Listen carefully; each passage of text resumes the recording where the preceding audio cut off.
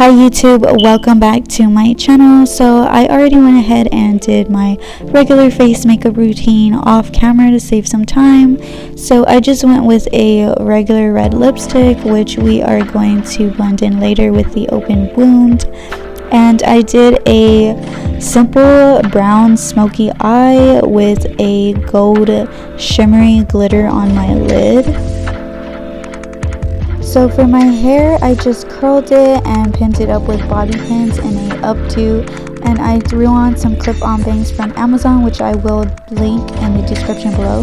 Make the DIY liquid latex. You're going to need 120 milliliters of Elmer's glue, and you're going to mix that thoroughly with 70 drops of glycerin.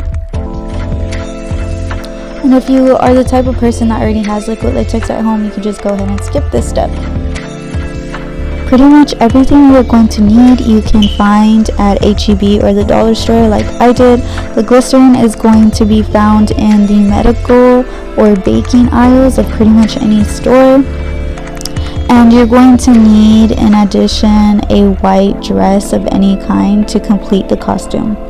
So I'm taking that DIY liquid latex that I just made, and I'm starting to layer it on my chin and over my mouth, and I'm just tearing the cotton balls into small pieces and kind of just sporadically placing that over the liquid latex, and then layering more liquid latex on top of that, and then layering cotton balls over that, and so on and so forth.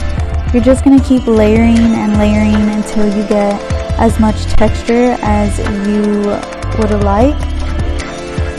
You can be creative and make whatever shape or form or mold that you like, or whatever you want to do with your creative direction here.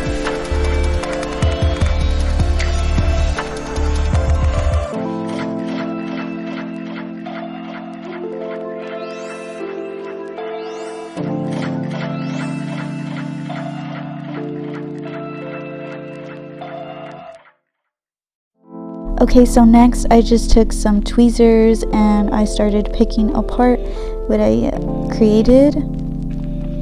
And this is where your creativity comes into consideration the most. You could kind of pick it apart and create whatever you like. You could get as creative or keep it as simple as you like. And for me, this is kind of just where I kind of wanted to stop at.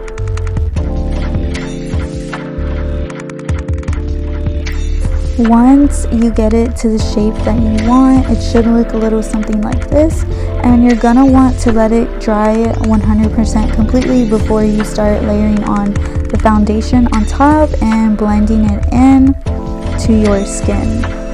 Next, you're gonna take any red makeup that you have, preferably obviously cream, and you could layer shadows on top to set it, but you're gonna have to start off with a cream color. I'm just shading in all of the hollow parts that look like they should be open wounds or gashes, rather than the areas that are supposed to look like skin. And since I was doing this on camera, that's where I kind of messed up a little bit, and I kind of overdid it with the red just a little bit, but it's okay. It still ended up looking really good. So I would say to take your time here and really color it in patiently, and just kind of focus on the open areas. Leave the areas that look like skin kind of alone and bare. You can shade in as much or as little as you want, and then I took the brown and the black and started shading in and creating dimension into the wound. Those colors work best at the center points of the gashes, kind of giving it that shadow depth effect. And this is what it should look like once you're done shading and highlighting. And you can use whatever colors that you like to create the wound that you want. I just focused on using red, black, brown, and white to highlight. So now I'm taking the FX blood and I'm just putting it on all of the red areas of my wound, kind of dripping it in places to make it look more realistic. And again, you can do as much or as little as you want here. It's all up to your own preference.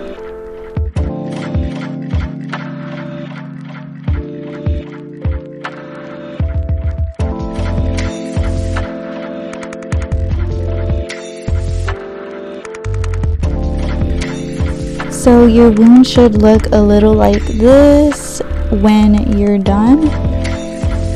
And you could kind of do whatever you want. This is just kind of what I did. I could have done better. It's okay. I made the tutorial so you guys could just take the knowledge and run with it. You go, girl.